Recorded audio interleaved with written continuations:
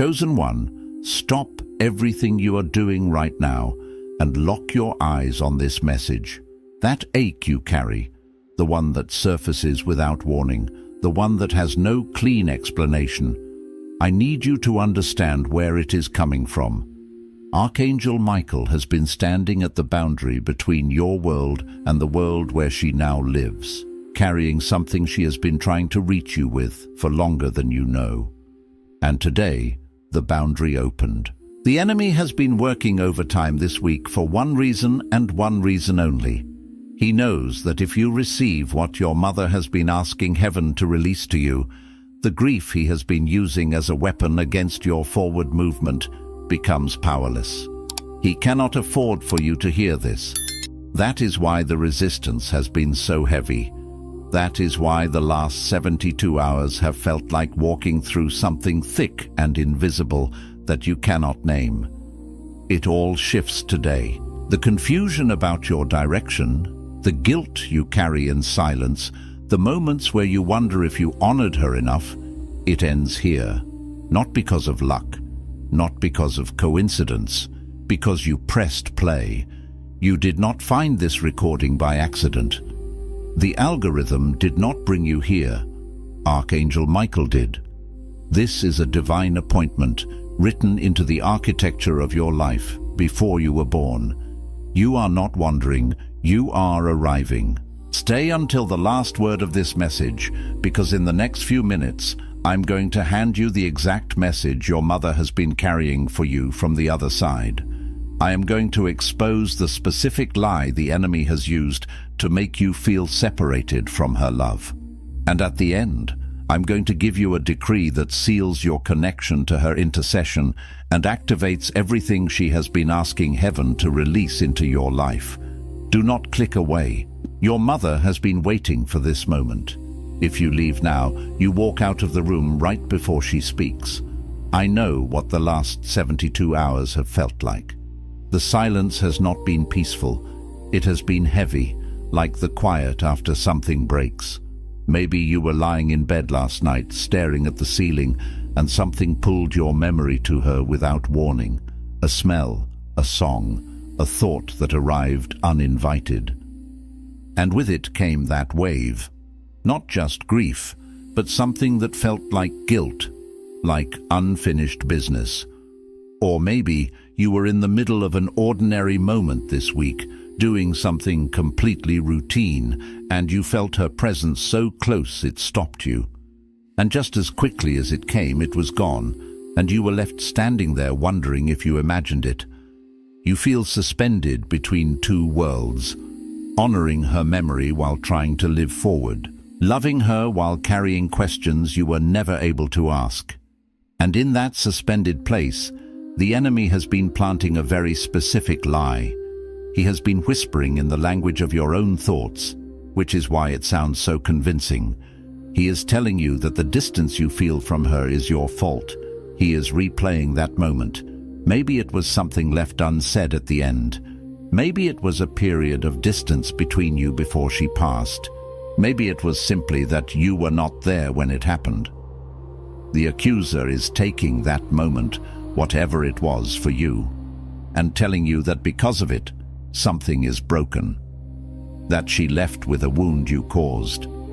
That the silence from heaven on her behalf is a verdict about your worth as a child. But I need you to hear what Scripture actually says about this moment. Romans 8:38 and 39 says, "Neither death nor life, neither angels nor demons, neither the present nor the future, nor any powers, neither height nor depth, nor anything else in all creation will be able to separate us from the love of God that is in Christ Jesus our Lord." Listen to that promise. Nothing in creation, not the moment you carry in your chest, not the words you never said, not the distance that existed, not even death itself has the authority to sever a love that was rooted in God. The enemy has been using the silence as a courtroom and reading you a verdict that has no legal standing in heaven. You are not separated from her love. You are being protected by it. Archangel Michael does not stand at that boundary without assignment. He is there because there is a message with your name on it. He has been holding it, watching for the moment you would be still enough, broken open enough, ready enough to receive it.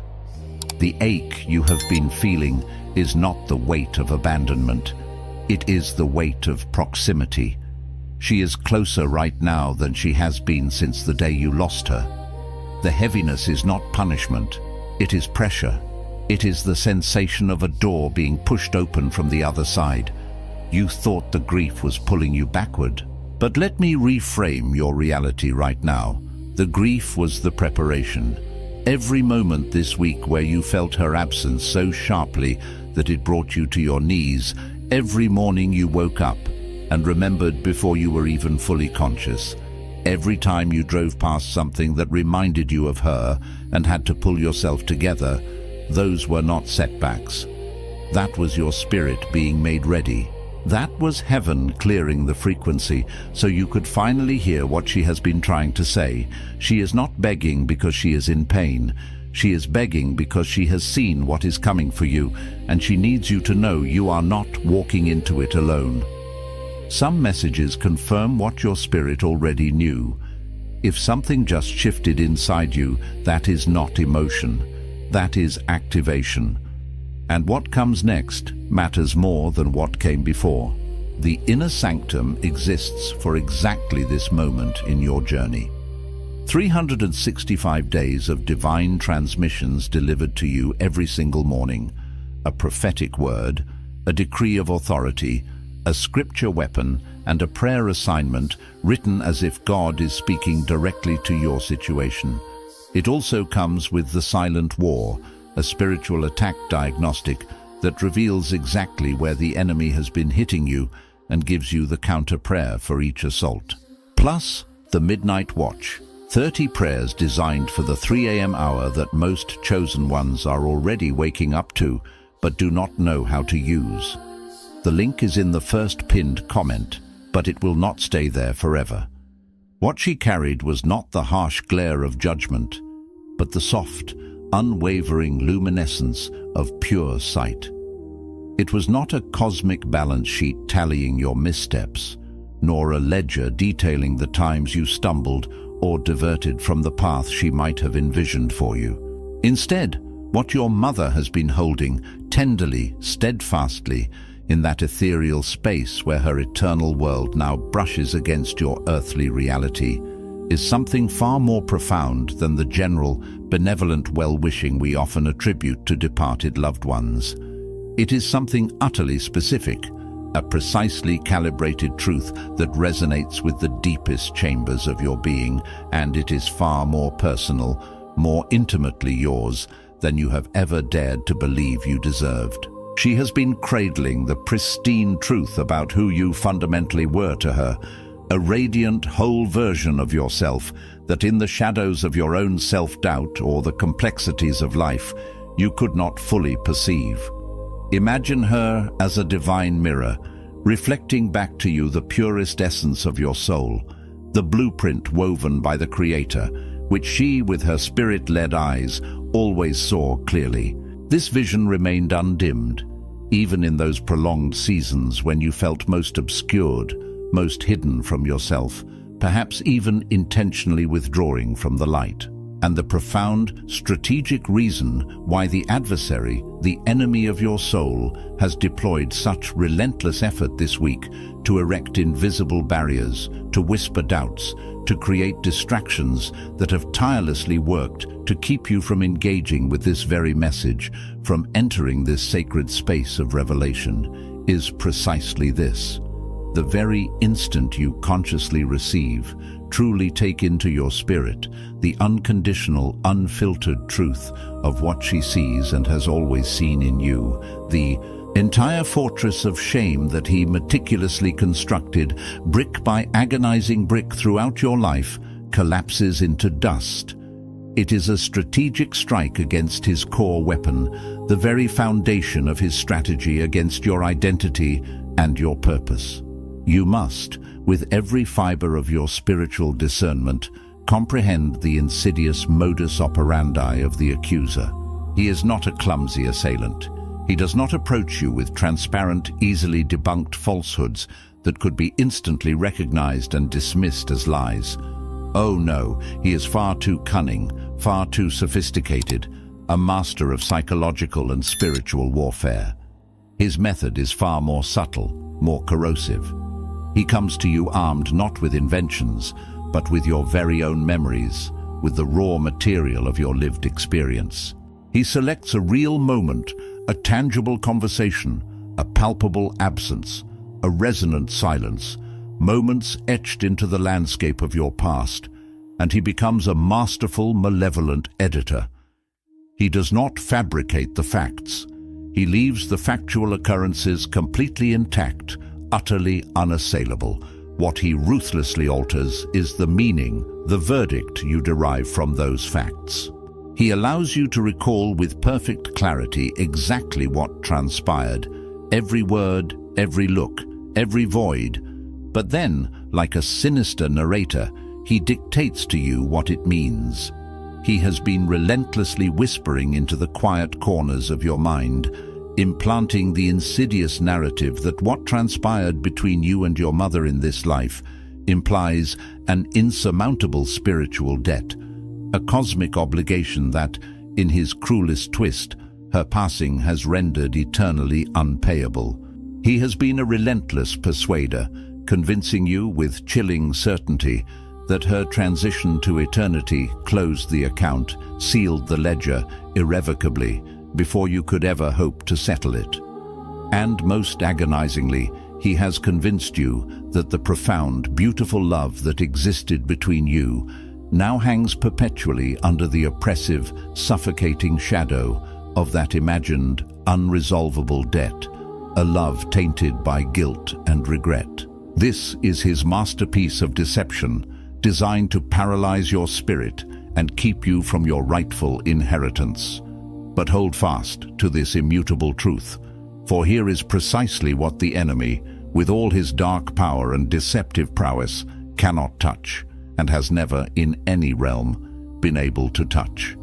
He possesses no authority, no power, no access whatsoever to edit the sacred tapestry of truth and love that she carried with her across the threshold into eternity. His manipulative hands cannot reach, distort, or alter what she intimately knows now, in the expansive, unclouded clarity of heaven. And what she knows now is not a fragmented glimpse, not a partial understanding, but the glorious full picture, bathed in the pure light of God's truth. This is not a version filtered through the distorting lenses of earthly pain, or blurred by human misunderstanding, or misaligned by the imperfections of timing, or obscured by the myriad limitations and imperfections that inevitably cloud what we perceive and comprehend in this finite, temporal life. No, she sees the complete, intricate architecture of your love for her, a magnificent edifice built not just of grand gestures, but of countless unseen sacrifices. She sees every single moment you stoically held back the rush of tears in public, swallowing the surge of emotion, not out of indifference, but out of a tender desire to shield and protect the fragile hearts of those around you. She vividly recalls every solitary journey you undertook, driving somewhere alone, just to grant yourself the sacred space and permission to truly feel the depth of your sorrow, the magnitude of your love, without the performative pressure of an audience, without the need to explain or justify. She sees every quiet, unassuming act of devotion that remained unwitnessed by any earthly eye, every tender consideration you offered, every silent prayer breathed for her well-being, every thoughtful kindness that you yourself never formally named as devotion, precisely because in your humility and simplicity of heart, you simply did not realize that is precisely what it was. She sees all of it, every flicker of affection, every unspoken longing, every pure intention. And understand this deeply. In the eyes of eternity, in the heart of God, and in her illuminated vision, it is not a gaping wound, a painful scar of regret that needs healing or justification. It is instead a luminous, undeniable testimony, a powerful declaration of a love that transcends earthly limitations, a testament to the enduring bond that neither time nor death could diminish. It stands as an eternal witness to the truth of your heart. Now I implore you, allow this profound truth to settle deeply within the very core of your spirit, to permeate every cell of your being before we venture further into the depths of this revelation. For what is about to unfold, what comes next in this divine unfolding, absolutely requires this foundational understanding to be firmly established within you, like bedrock supporting a monumental structure. Without this solid ground, the subsequent insights may feel abstract or incomplete. Love, in its most divine and authentic form, does not demand an impeccable, flawless record of performance or perfection to be undeniably real. Consider the ancient narrative of Jacob, who wrestled with God throughout the long, arduous night, a struggle that was both physical and spiritual. He emerged from that profound encounter with a physical limp, a permanent reminder of his battle, yet simultaneously, in that very same moment, he received a powerful, irrevocable blessing. He did not achieve that blessing by triumphing over God in a physical contest, by winning some cosmic wrestling match. No, his blessing was earned through an entirely different form of strength. His unyielding, stubborn refusal to let go, his tenacious grip on the divine presence, even in the midst of pain and uncertainty. And there is a profound, almost sacred quality within the very nature of your grief that mirrors this ancient narrative. It carries that identical essence of unwavering tenacity. You too have not let go. Even amidst the isolating silence that can often accompany profound loss, even through those challenging seasons when the very meaning of it all seemed to dissolve, when you questioned if any of the love, any of the connection, truly held significance or was even real. Despite all this, you are still here, you are still breathing, you are still present. You pressed play on this message, a deliberate act of seeking, an intentional leaning into truth. You are still holding on to the thread of connection, to the memory, to the love. And that, in the discerning eyes of heaven, with its eternal perspective and its boundless grace, that very act of holding on, of persisting in love and remembrance, looks unequivocally like faithfulness. It is a testament to the enduring power of your spirit.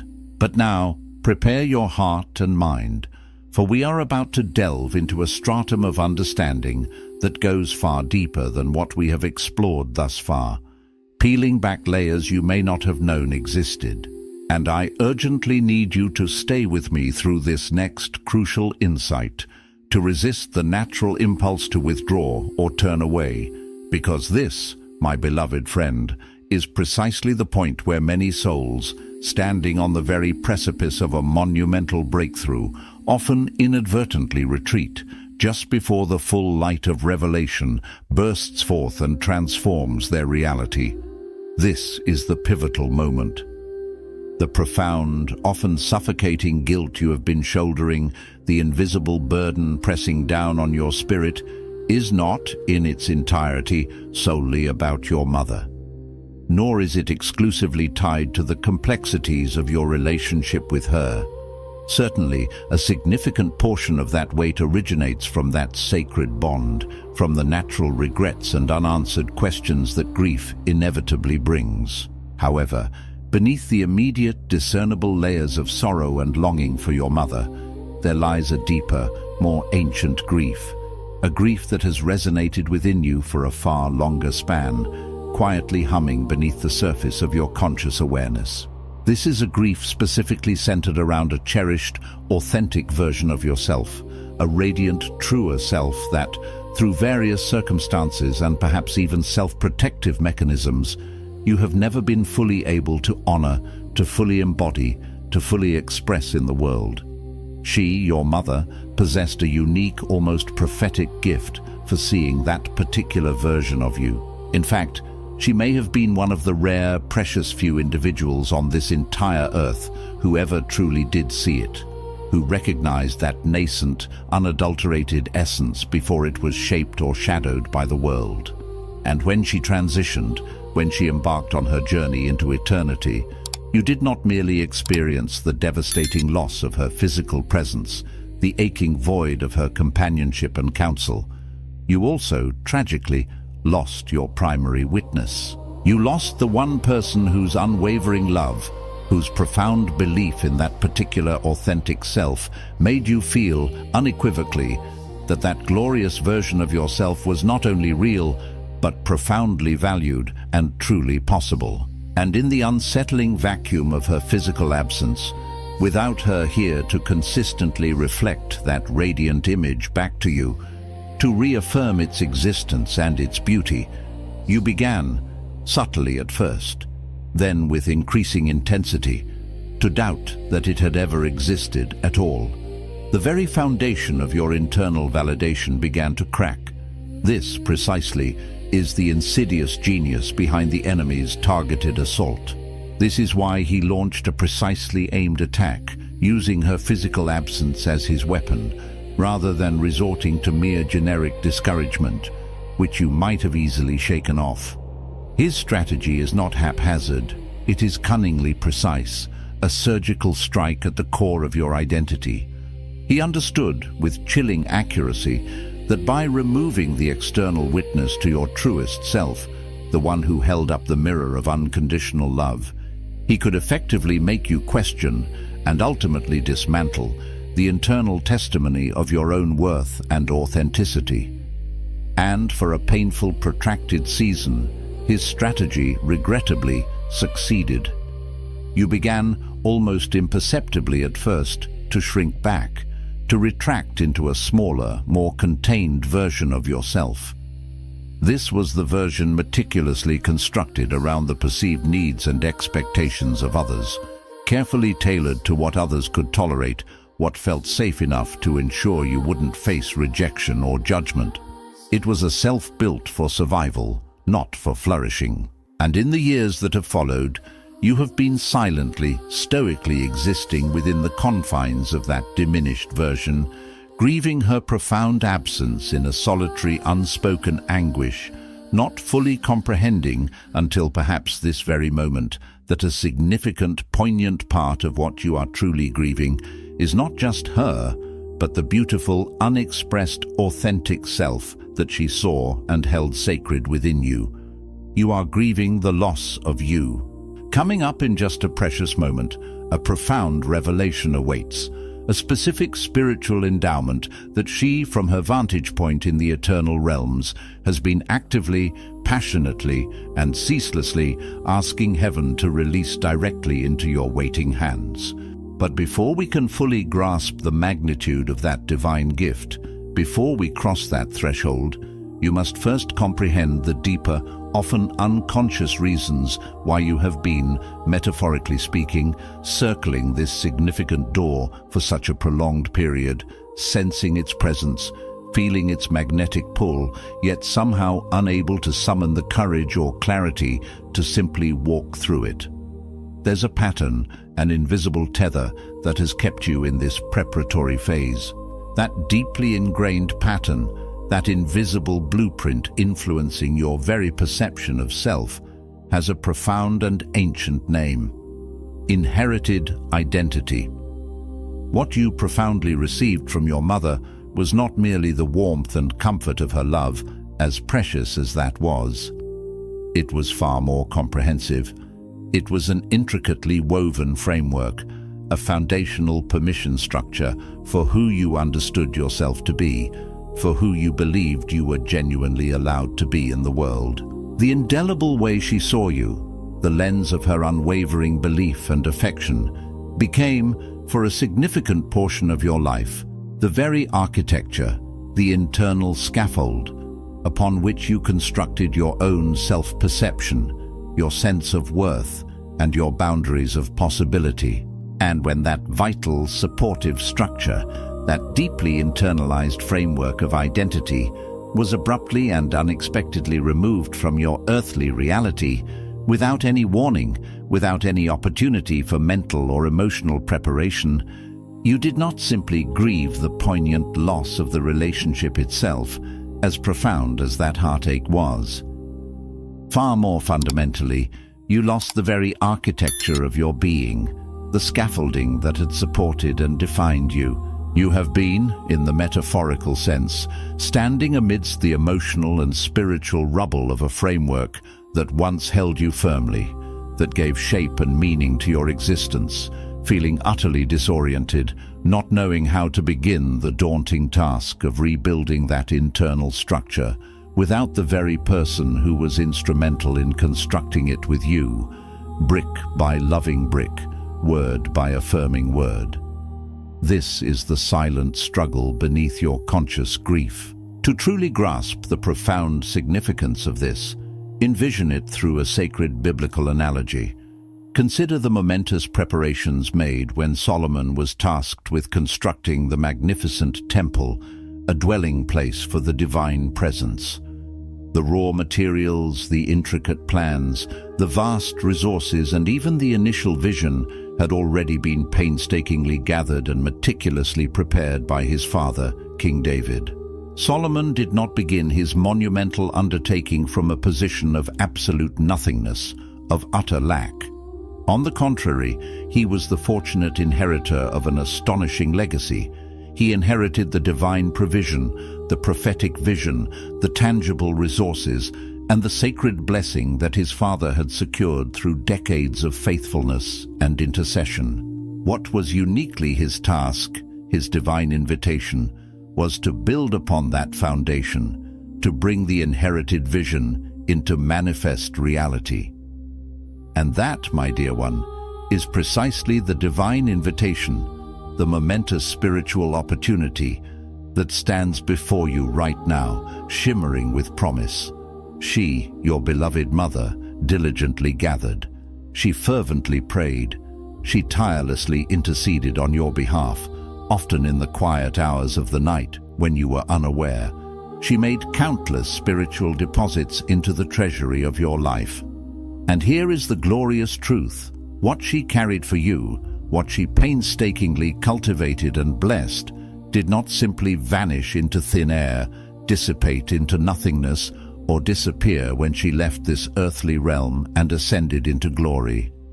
No, by divine decree and eternal design, it was supernaturally transferred.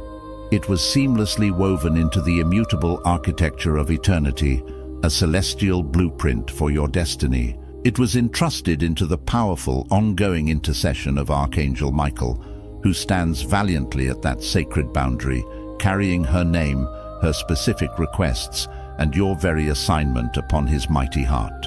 It was transformed into a spiritual inheritance, a profound legacy that heaven itself has been meticulously holding in sacred trust for you, protecting it, amplifying it, cultivating it, patiently waiting until this precise moment, until you were spiritually and emotionally ready to truly receive it, to grasp its magnitude, and to step into its power.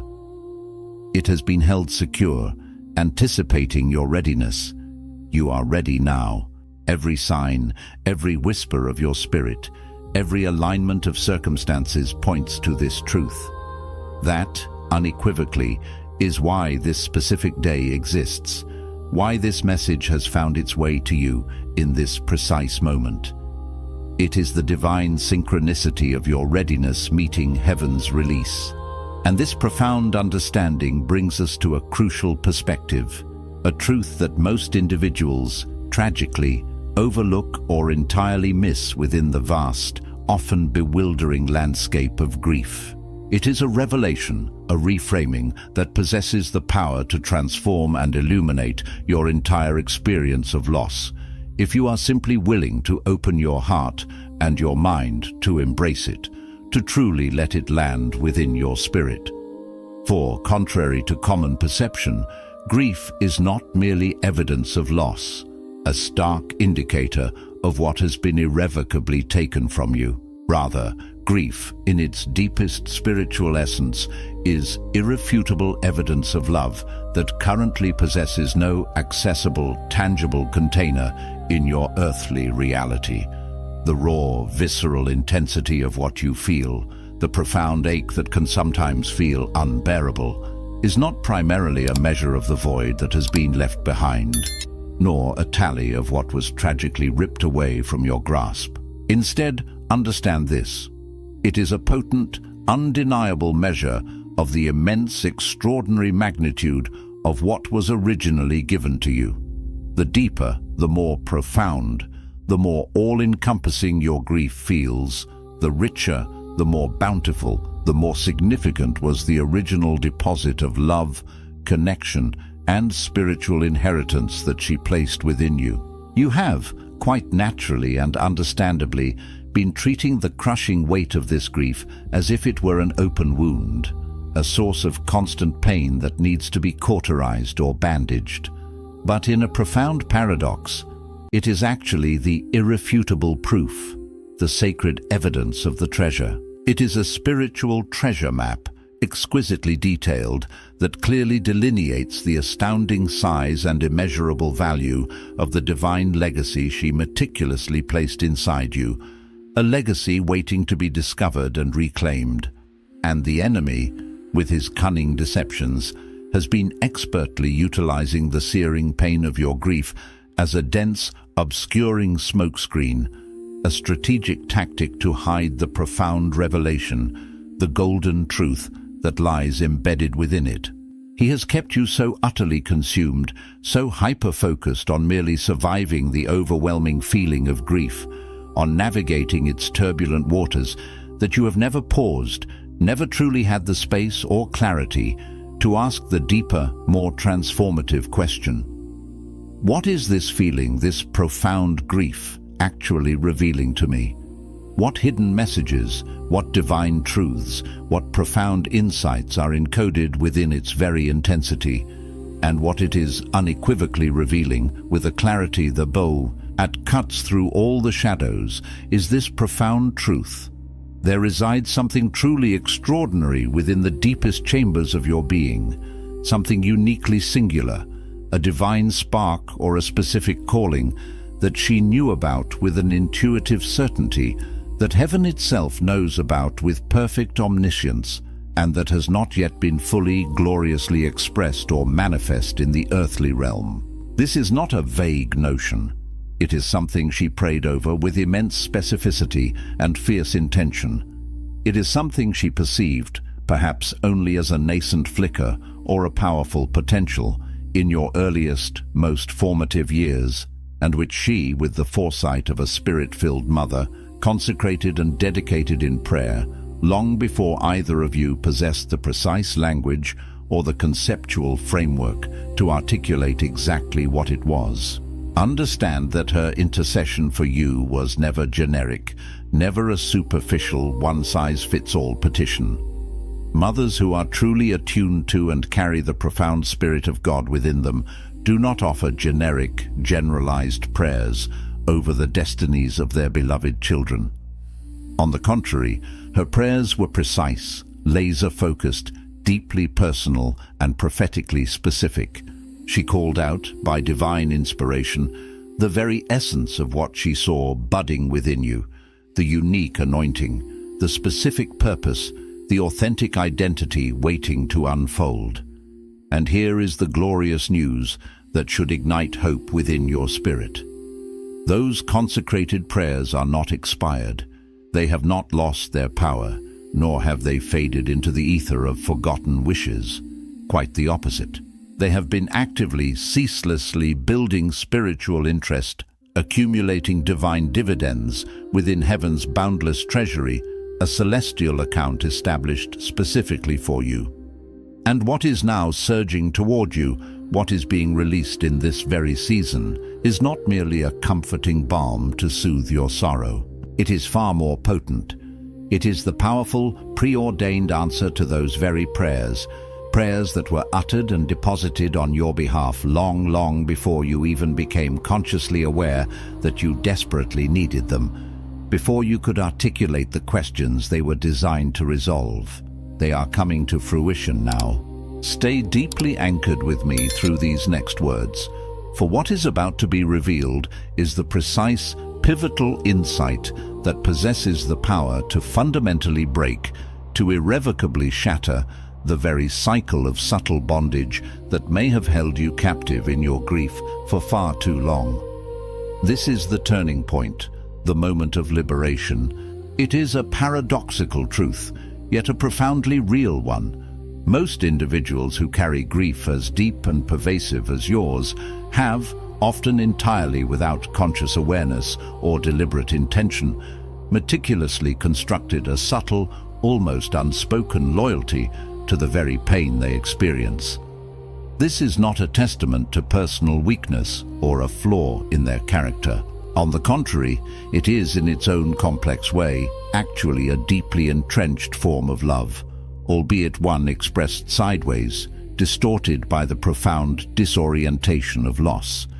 Somewhere beneath the bustling surface of your conscious thoughts, in the quiet, protective chambers of your subconscious, a part of you made an implicit, silent agreement. It decided, without your full knowledge, that the unwavering presence and persistent weight of this grief served as the last tangible, intimate connection you shared with her. There was an unspoken fear, a whispered conviction, that as long as you bravely carried the full, unyielding burden of that sorrow, you were, in some profound and necessary way, still inextricably connected to her, still holding her close. The terrifying corollary to this belief was that if the sharp edges of that grief were ever to soften, if its crushing weight were to lighten, if the constant ache were to recede, then by extension, the precious connection itself would inevitably diminish, would become diluted, perhaps even severed. And so, unknowingly, unintentionally, yet with immense conviction, you have been clinging to the very pain of your loss as though releasing it, allowing it to transform, would equate to the ultimate betrayal, the unthinkable act of releasing her from your heart, from your memory, from your very essence. This is a powerful, yet ultimately deceptive, spiritual tether. This is precisely the insidious, hidden agreement, the unspoken vow that the enemy of your soul desperately wants you to maintain, to keep tightly bound within your spirit. For as long as you perceive and carry your grief as the primary, essential connection point to her, as the sole conduit through which you can feel her presence, you remain, by spiritual decree, unable to fully step into, to fully inhabit, and to fully benefit from the rich, multifaceted inheritance that awaits you. He has meticulously woven a web of lies, convincing you with persuasive whispers that true honor for her memory demands your perpetual dwelling in the ache, that steadfast loyalty means remaining perpetually immersed in the painful remembrance of her absence. He has deftly manipulated your noble intentions, twisting them to suggest that moving forward, embracing new seasons of growth and purpose, is somehow an act of forgetting, a callous dismissal of her profound impact on your life. He has even convinced you that joy, true, unbridled, soul-deep joy, especially after the monumental trials and profound losses you have endured, would not only be inappropriate, but would constitute a heinous betrayal of her memory, a disrespectful act towards the depth of your shared history and the sanctity of your sorrow. This is a masterstroke of spiritual manipulation, designed to keep you in a state of suspended animation, perpetually orbiting your destiny rather than entering it. But allow me, with the full authority and clarity of heaven's perspective, to reveal to you what she, your beloved mother, genuinely sees and profoundly desires from her elevated vantage point in glory. From where she stands, bathed in the radiant light of eternity, her vision is unclouded by earthly limitations, her heart untainted by sorrow. She is not, I assure you, asking you to perform grief well, to execute the perfect display of sorrow, or to adhere to some predetermined standard of mourning. Her fervent prayer, her deepest desire for you, is far more encompassing. She is asking you, with an urgency born of eternal love, to live well. She is not passively observing you from that place, meticulously hoping that you will shed tears at precisely the right moments, or remember her in the right ways, fulfilling some earthly expectation of remembrance. No, her gaze upon you is utterly different. She is watching you with the same profound intensity, the same breathless anticipation that a loving mother watches her child on the verge of accomplishing something truly extraordinary, something monumental and world-changing. She is leaning forward, metaphorically speaking, on the very edge of her celestial seat, her spiritual hands clasped, barely able to contain the surging joy and pride within her, not with any trace of sadness or longing for what was, but with the distinct, specific, and radiant joy of someone who already possesses the full, glorious knowledge of the story's triumphant ending. She sees with crystal clarity the incredible, divine destiny that lies directly in front of you, unfolding like a magnificent tapestry. She intimately knows, with the infallible wisdom of heaven, what God Himself has already authorized, already sanctioned, and already set in motion for your life's unfolding. And here is a truth that will transform your experience of sorrow. The deep ache, the persistent yearning you feel within your own heart, which you have mistakenly attributed to her sorrow or her longing for you, is not in its essence her sadness. It is, profoundly, her urgency. It is her passionate, loving impulsion for you to finally move, to step forward with courage and conviction. She longs for you to receive, fully and completely, all that heaven has prepared for you. She yearns for you to cease this circling, this perpetual hesitation at the threshold, and to finally, decisively, walk through the door of your destiny into the fullness of the life she prayed for you to have.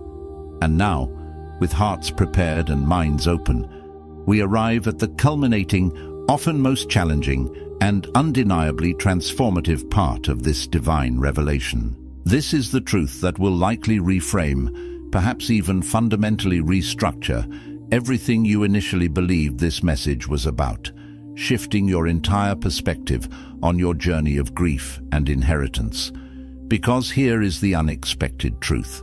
The thing that has been blocking the full release of what heaven has been trying to get to you is not the grief, and it is not the enemy's resistance, though that is real, and it is not unresolved guilt, though that has been a factor. The thing that has been blocking the breakthrough is this: you have not yet given yourself permission to be fully loved by her without conditions. Somewhere in the architecture of how you received love in this life, love became something you earned, something you justified, something that came with the quiet pressure of deserving it. And so when she loved you freely, extravagantly, without conditions, some part of you held that love at arm's length because you did not know what to do with something you had not earned. And now, with her in eternity and you still here, you are replaying every moment where you feel you fell short, because if you can find enough evidence that you deserved less, the love makes sense to you. Conditional love is familiar. Unconditional love is the thing you have been quietly afraid of. But here is the divine contradiction that changes everything. You cannot receive your inheritance while keeping your mother's love at a distance. The two are connected. What she deposited in prayer, in presence, in the specific way she saw you, it can only be fully accessed through receiving her love without the filter of your own unworthiness. The moment you allow yourself to be loved by her completely, the treasury opens. That is the key that has been sitting in plain sight the entire time. So before you do anything else, before you close this and go back to your day, before the weight of regular life presses back in, I want you to place your hand over your heart right now and speak this with me. I release the agreement that I have to earn love to deserve it.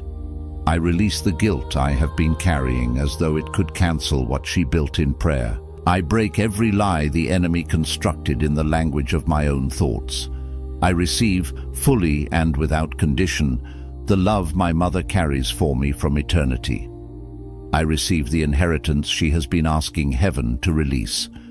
I receive the identity she saw in me when I could not see it myself. I declare that her prayers have not expired. I declare that what she deposited in me is real and it is rising. I am not separated from her love. I am protected by it. I am not wandering. I am arriving. And I walk forward from this moment, not in the weight of grief, but in the authority of a child who is fully loved, fully seen, and fully prepared to step into everything heaven has already authorized for my life.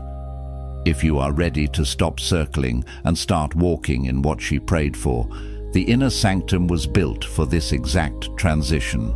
365 daily prophetic transmissions, each one a divine word, a decree of authority, a scripture weapon, and a prayer assignment, written as if God is speaking directly into your situation.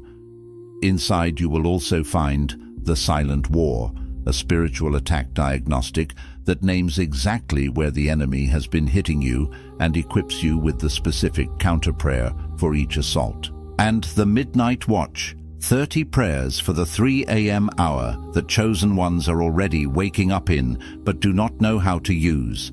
Everything she prayed for is already in motion. The only question is whether you are ready to meet it.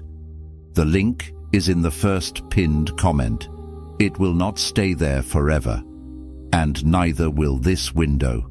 She has been waiting a long time. Do not make her wait any longer.